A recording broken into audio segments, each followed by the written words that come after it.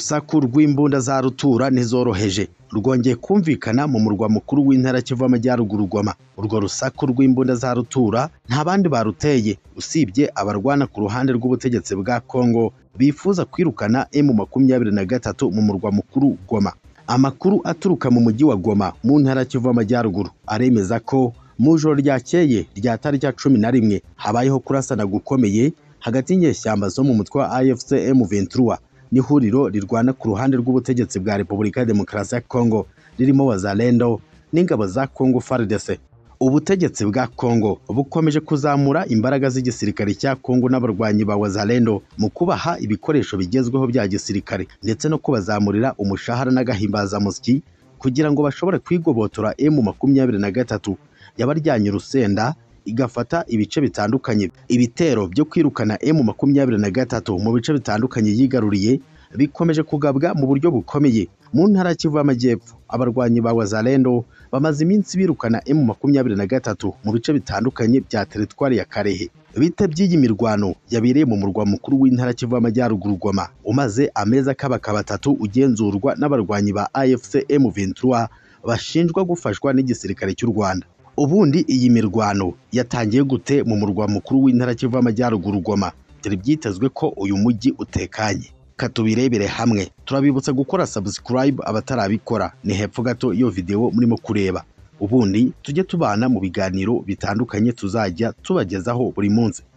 Abarwanyi ba Wazalendo n'igisirikare cya Kongo FARDC bitwikiriye igicuku n'ibitwaro bya rutura bagamije kwivuna M23 mu murwa mukuru w'intara Kivu y'Amajyaruguru Goma. Bari bamaze iminsi bagera amajanja. Mu masaha ya saa 5 z'igicuku nibwo imirwano y'impande zombi yatangiye. Ni imirwano karahabutaka yatangiriye mu gace kitwa Ndosho mbere yo gukwira mu bindi bice bitandukanye by'uyu mujyi nk'uko amakuru aturuka muri uwo mujyi wa Goma abivuga. Radio Okapi ishamikiye ku muryango w'abibumbye kuri uyu wa 12 Mata 2025 yagize iti mu joro ryakeye urusaku rw'imbunda nini cyane n'into ndetse n'iturika rihambaye ry'ibisasu byumvikanye mu bice bitandukanye birimo Ndosho, Mugunga, Lac-Vert ndetse bigera no mu bice bya teritwari ya Nyiragongo mu ntara Kivu y'Amajyaruguru. Ihuriro rirwana ku ruhande rw'ubutegetsi bwa Kongo ririgamba gusenya ibirindiro bikomeye bya AFC M23 no guhitana abarwanyi batari bake. Nubwo na M23 ivuga ko yakoze mu barwanyi ba Wazalendo n'igisirikare cya Kongo FARDC, gusa ukuri kujyanye n'abahitanwe n'ibi bitero ndetse n'abakomerekejwe nabyo ntabwo kurajya hagaragara. Amakuru atangazwa n'abahagarariye M23 avuga ko iyi mirwano yadutse nyuma y'uko ingabo za Kongo FARDC n'abarwanyi ba Wazalendo bagerageza kwisubiza uyu mujyi wa Goma umaze hafi amezi 3 ugenzurwa n'abarwanyi ba M23. Ni ibitero karundura byibasiye umurwa mukuru w'intara Kivu y'Amajyaruguru Goma ugenzurwa na AFC M23 nyuma y'ibindi bitero karahabutaka bimaze iminsi bigabwa ku barwanyi ba M23 ndetse bikabagiraho ingaruka zikomeye mu ntara Kivu y'Amajyepfo. Icyugazi ni cyose ku barwanyi ba AFC M23 muri uyu murwa mukuru w'intara Kivu y'Amajyaruguru Goma. Ubwo imirwano yari imaze amasaha menshi irimbanyije, ihuriro AFC M23 biciye muri Bahati Musanga Elasto washyizweho nka guverineri w'intara Kivu y'Amajyaruguru ukorera AFC M23 ryatangaje ko ingabo zaryo zirimo kujya kuburizamo ibyo bitero karundura by'abarwanyi ba Wazalendo n'igisirikare cya Kongo FARDC. Gusa iri huriro AFC M23 risaba abaturage bagoma gutuza ndetse ko biteguye gusubiza ibintu byose ku murongo. Nubwo ibitangazamakuru bitandukanye birimo Kivu Morning Post, Media Congo, Radio Okapi n'ibindi bitangaza ko ari abarwanyi ba AFC M23 bahitanwe n'abarwanyi ba Wazalendo n'igisirikare cya Kongo FARDC nyuma yo kurasa mu birindiro byabo. Ariko ku ruhande rw'igisirikare cya Kongo FARDC n'abarwanyi ba Wazalendo kugeza muri iki gitondo cyo kuwa gatandatu tariki 12 Mata 2025 ntibaratangaza niba hari abaguye muri iyi mirwano yasakiranyije impande zombi. Icyakora umuvugizi w'igisirikare cya M23 Liyetona Koloneli Wiringoma mu gitondo cyo kuri wa gatandatu tariki 12 Mata 2025 yanditse ku rukuta rwe rwa X ati M23 yamaze kugarura ituze mu mujyi wa Goma. Liyetona Koloneli Wiringoma uvugira igisirikare cya M23 ati nyuma y'ubushotoranyi bukomeye bugira kenshi bw'ihuriro ry'abagizi ba nabi FARDC, Wazalendo na FDLR mu bice bitandukanye bya Goma no mu nkengero zayo, ibintu byasubiye mu buryo ndetse ituze riraganje. Liyetona Koloneli Wiringoma yakomeje ashimangira ko ingabo za AFC M23 zihora ziri maso ndetse ko kurinda abaturage ari byo uriya mutwe wahamagariwe. Igoma haraye habereye imirwano karundura mu gihe mu majyaruguru y'uyu mujyi by'umwihariko muri parike y'igihugu ya Virunga naho hamaze iminsi habera imirwano karahabutaka hagati y'abarwanyi ba AFC M23 n'abarwanyi ba Wazalendo bashyigikiye igisirikare cya Congo FARDC. Bikavugwa ko muri iyi parike y'igihugu ya Virunga abarwanyi ba Wazalendo n'igisirikare cya Congo FARDC bamaze kwashyira ibirindiro bikomeye bishobora kuzabafasha gushushubikanya M23 mu murwa mukuru w'intara Kivu y'Amajyaruguru Goma. Ni imirwano iri gusakiranya ihuriro rya AFC M23 n'ihuriro rirwana ku ruhande rw'ubutegetsi bwa Congo ririmo FARDC, ingabo z'u Burundi n'abarwanyi ba Wazalendo bashaka gukura M23 mu bice bitandukanye yigaruriye mu burasirazuba bw'icyo gihugu kinini cya kabiri muri Afurika. Nubwo imirwano ikataje i Doha, hari kureberwa hamwe uburyo iyi mirwano yahagarara ndetse bagasinya amasezerano yo kurangiza intambara burundu. Gusa ari ubutegetsi bwa Repubulika ya Demokarasi ya Kongo bwamaze gushyiraho ikigomba gukurikizwa kugira ngo ibyo biganiro bigende neza, harimo kuba AFC M23 yarekura ibice byose yigaruriye byo mu burasirazuba bwa Kongo. Ni mu gihe abarwanyi ba AFC M23 bavuga ko leta ya Kongo yakuraho ibihano byose yafatiye abayobozi batandukanye b'uyu mutwe, harimo n'impapuro zo kubata muri yombi, yewe n'igihano cy'urupfu bakatiwe kigakurwaho. Nanone kandi ku rundi ruhande ibitangazamakuru birimo The Guardian, Independent, CNN, Associated Press n'ibindi biremeza ko igihugu cy'Ububiligi gishaka kwifashisha igihugu cy'u Burundi na Repubulika ya Demokarasi ya Kongo mu guhirika ubutegetsi bw'u Rwanda. Ibi bitangazamakuru byahishuye ko abarwanyi ba FDLR birunze ku bwinshi mu gihugu cy'u Burundi, aho bakomereje imyitozo ya gisirikare n'ibindi bikorwa bigambiriye guhungabanya umutekano w'u Rwanda. Ibi kandi ngo bishimangirwa n'imvugo gashoza ntambara zimaze iminsi zitangazwa na Perezida w'u Burundi Evariste Ndayishimiye, General Neva utarahwemye gutangaza ko u Burundi bwiteguye intambara yeruye n'u Rwanda. Ubu amakuru atandukanye atangazwa n'ibitangazamakuru bikomeye by'umwihariko The Guardian aravuga ko igihugu cy'Ububiligi gikomeje gukora iyo bwabaga kugira ngo cyangishe ibindi bihugu u Rwanda. Ni urugamba rwo gusebya u Rwanda Ububiligi bukatajemo. Mbere y'icyemezo cy'uko u Rwanda rucanye umubano n'igihugu cy'Ububiligi muri Werurwe 2025, iki gihugu gito cyo ku mugabane w'Uburayi ariko gifite ijambo rikomeye mu muryango w'ubumwe bw'Uburayi cyatangiye ibikorwa bya Kinshasa byo kwibasira u Rwanda, ku buryo byateguye inama zigamije cyane cyane gukoresha ibitekerezo mpuzamahanga ku makimbirane abera mu burasirazuba bwa Repubulika ya Demokarasi ya Kongo kugira ngo bahamagarire amahanga kwanga u Rwanda. Amakuru dukesha The Guardian aremeza ko mu nama G20 cyangwa se inama y'ibihugu 20 bikize kurusha ibindi yari y'abaminisitiri b'imari n'amabanki yabereye i Cape Town muri Afurika y'Epfo muri Gashyantare 2025, Ambasaderi w'Ububiligi Bwana François Bote yifashishije kandi atangiza inama zitandukanye n'intumwa z'Uburayi muri Afurika y'Epfo kugira ngo abagezeho gahunda y'Ububiligi ku kurwanya Kigali. Ambasaderi w'Ububiligi François Bote yakoresheje intumwa idasanzwe ya Perezida Cyril Ramaphosa wa Afurika y'Epfo mu karere k'ibiyaga bigari, yibanda cyane kuri Repubulika ya Demokarasi ya Kongo. Uyu yitwa Jeff Radebe kugira ngo amuhagararire mu zina rye.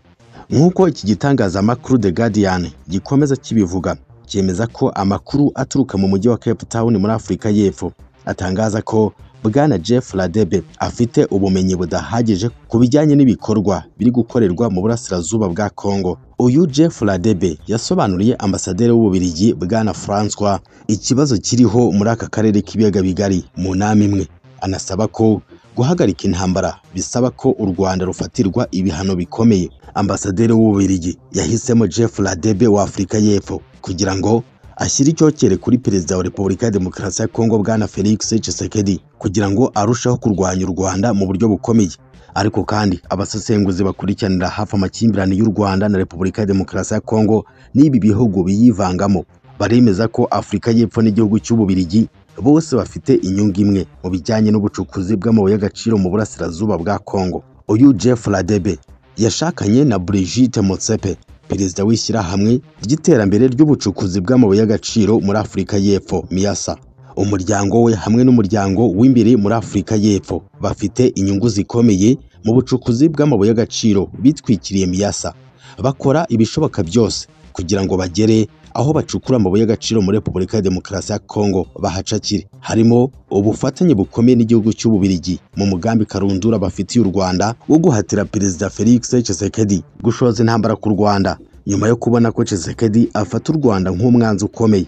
Ububirigi na Afurika y'Epfo bakoresha ibinyoma bihambaye no gukoresha abantu kugira ngo bashimishe Perezida Felix Tshisekedi, mu gihe u Rwanda barwifashisha mu rwego rwo kurinda ubucukuzi bwabo bw'amabuye y'agaciro muri Repubulika ya Demokarasi ya Kongo. Ububirigi umutungo wose wubakiye kuri Minerval Maraso ukomoka muri Repubulika ya Demokarasi ya Kongo, ahahoze ari muri koloni zabo. Kwangiza isura y'u Rwanda ni byiza cyane i Buruseli kuruta gutakaza amabuye y'agaciro ya Repubulika ya Demokarasi ya Kongo, kubera ko bidashobora guhungabanya gusa imari y'amasosiyete akomeye nka Groupe Bruxelles Lambert, GBL ndetse na Suez, utibagiwe n'ubukungu bw'Ububirigi. GBL na Suez bifite imari shingiro irenga miliyoni 50 z'amadolari n'amafaranga yinjizwa buri mwaka arenga miliyari 200 z'amadolari y'Amerika. Nabaragwa muri iki gihe ba Union Minière du Haut-Katanga UMHK, itsinda ry'inganda z'ubucuruzi bw'amabuye y'agaciro mu gihe cy'abakoloni ryashinzwe i Katanga, rifite ibikorwa biherereye cyane cyane mu mukandara w'umuringa. UMHK uzwi cyane yakoresheje abakozi 10,000 bo muri Repubulika ya Demokarasi ya Kongo bakoreshwa nabi cyane, harimo imirimo mibi cyane ikoreshwa abana, umushahara muto w'igica ntikize, akazi gakomeye cyane k'agahato ndetse n'ihohoterwa rikabije muri iyo mirimo y'Ababirigi. Uyu munsi igihugu cy'Ububirigi kidafite ibirombe bigira zahabu, gifite toni zigera kuri 227 n'ibice 4 za zahabu. Umujyi wa Antwerp mu gihugu cy'Ububirigi ufatwa nk'umurwa mukuru wa diyama ku isi, ufite ibigo birenga 1,500 bya diyama. Muri 2023 iki gihugu cy'Ububirigi cyashyizwe ku mwanya wa mbere mu bihugu byohereza ibicuruzwa bya diyama ku isi kurusha ibindi, aho bifite agaciro ka miliyari 11 na miliyoni 6 z'amadolari y'Amerika. Ububirigi bugaragaza ko ari umukiza wa Repubulika ya Demokarasi ya Kongo mu gukoresha igitutu gikomeye cya diplomasi ku Rwanda mu muryango w'ubumwe bw'ibihugu by'Uburayi kugira ngo bugumane gusa imbaraga zifatika kuri guverinoma ya Repubulika ya Demokarasi ya Kongo, bityo rero kibona umwanya wacyo nka kimwe mu bihugu bikize cyane kurusha ibindi ku isi, bibikesha umutungo kamere wa Repubulika ya Demokarasi ya Kongo. Usibye uruhare rw'Ububirigi mu mateka mu kongera ubuhezanguni bushingiye ku moko byaviriyemo Jenoside yakorewe Abatutsi mu Rwanda mu 1994, uretse kandi no gutera inkunga abajenosideri n'abahakana bakanapfobya Jenoside yakorewe Abatutsi, ndetse umurage w'abakoloni uracyakomeje kuzengereza Afurika y'Uburasirazuba kuko n'imvururu ziri mu burasirazuba bwa Kongo zishingiye ku moko. Ububirigi buracyaterwa isoni no kurwanya u Rwanda. Ibi bitangazamakuru bikomeye cyane birimo The Guardian, Africa Intelligence, Associated Press, CNN n'ibindi biratangaza ko igihugu cy'Ububirigi niba kidashoboye kugira uruhare runini mu gukemura ibibazo biri mu burasirazuba bwa Kongo ndetse no muri Afurika y'Uburasirazuba muri rusange cyateje, gishobora gukuramo akacyo karenge kigasigaho gukomeza guteranya akarere cyitwaje ubusahuzi bw'umutungo kamere wa Repubulika ya Demokarasi ya Kongo. Nanone kandi ku rundi ruhande, Wazalendo na FARDC barasa nkaho bacuritse ikibuga cy'imirwano mu burasirazuba bwa Kongo. Amakuru aturuka ku kibuga cy'imirwano aremeza ko Wazalendo, FARDC n'ingabo z'u Burundi bagenzura teritwari ya Karehe yose nyuma yo kwirukana abarwanyi ba M23. Wazalendo na FARDC nk'uko bitangazwa na Radio Okapi ishamikiye ku muryango w'abibumbye ikorera mu burasirazuba bwa Kongo, baremeza ko bagabye ibitero karundura ku barwanyi ba AFC M23 nyuma yo kubambura imidugudu irenga 10 irimo n'agace ka Rumbishi gakungahaye ku mabuye y'agaciro mu burasirazuba bwa Kongo. Mu gihe Wazalendo n'igisirikare cya Kongo FARDC bakomeje gukoresha imbaraga zikomeye mu kwirukana M23 mu bice bitandukanye yigaruriye. Andi makuru aravuga ko AFC M23 itegereje umushyitsi w'imena ushobora kubafasha guhangana n'ubutegetsi bwa Repubulika ya Demokarasi ya Kongo mu nkundura yeruye, ni Joseph Kabange Kabila. Uyu Joseph Kabange Kabila wayoboye Repubulika ya Demokarasi ya Kongo kuva muri 2001 kugeza muri 2019, akomeje ibiganiro bikomeye n'abarimo inkoramutima ze nyuma yo gutangaza ku mugaragaro ko agiye gukora urugendo rumusubiza muri Repubulika ya Demokarasi ya Kongo akubutse mu buhungiro. Joseph Kabange Kabila wahanganye n'ikibazo cya M23 kikamunanira burundu bikarangira acegetse kuri Perezida Felix Antoine Tshisekedi Tshilombo yavuye muri Repubulika ya Demokarasi ya Kongo muri 2023. Ishyaka rye PPRD ryasobanuye ko yagiye gushaka impamyabumenyi y'ikirenga muri kaminuza muri Afurika y'Epfo i Johannesburg. Kuva icyo gihe ntiyasubiye mu gihugu cya Kongo habe namba. Muri 2024 Felix Antoine Tshisekedi Tshilombo Fanshibeto yatangaje ko Joseph Kabange Kabila yahunze Repubulika ya Demokarasi ya Kongo ndetse amushinja gukorana bikomeye n'ihuriro AFC M23 rirwanya ubutegetsi bwe mu buryo bweruye,